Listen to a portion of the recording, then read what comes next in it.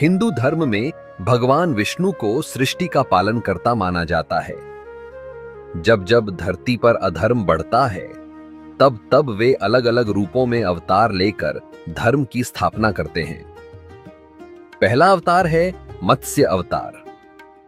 इस रूप में भगवान विष्णु ने एक विशाल मछली का रूप लिया और प्रलय के समय वेदों और जीवों की रक्षा की।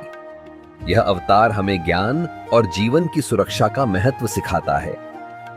दूसरा है कूर्म अवतार।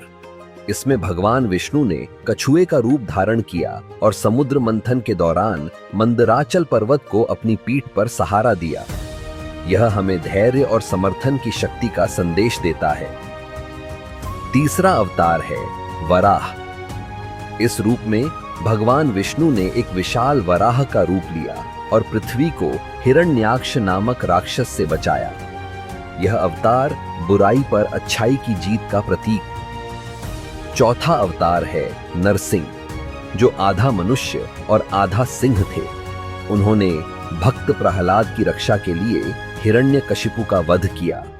यह अवतार दिखाता है कि भगवान अपने भक्तों की रक्षा के लिए किसी भी रूप में आ सकते हैं। पांचवां अवतार है वामन। इस छोटे ब्राह्मण बालक के रूप में भगवान विष्णु ने राजा बलि से 3 पग भूमि मांगी और 3 कदमों में पूरी सृष्टि नाप ली। यह विनम्रता और बुद्धिमत्ता का प्रतीक है।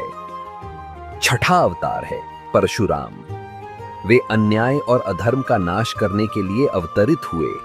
इन्हें महादेव से फरसा अर्थात परशु प्राप्त हुआ, जिसको धारण करने के कारण इन्हें परशुराम कहा गया। सातवां अवतार है भगवान राम। वे मर्यादा पुरुषोत्तम कहलाते हैं और उन्होंने रावण का वध कर धर्म की स्थापना की। राम का जीवन हमें सत्य, कर्तव्य और आदर्शों पर चलने की प्रेरणा देता है। आठवां अवतार है भगवान कृष्ण। उन्होंने महाभारत के युद्ध में अर्जुन को गीता का उपदेश दिया और धर्म का मार्ग दिखाया।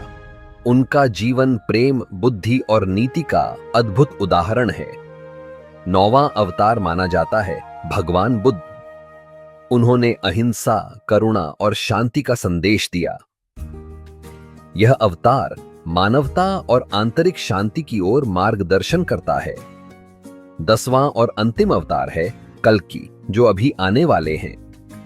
कहा जाता है कि कलयुग के अंत में भगवान विष्णु कल्कि रूप में प्रकट होंगे और अधर्म का नाश करेंगे। यह अवतार भविष्य में धर्म की पुनर्स्थापना का प्रतीक है।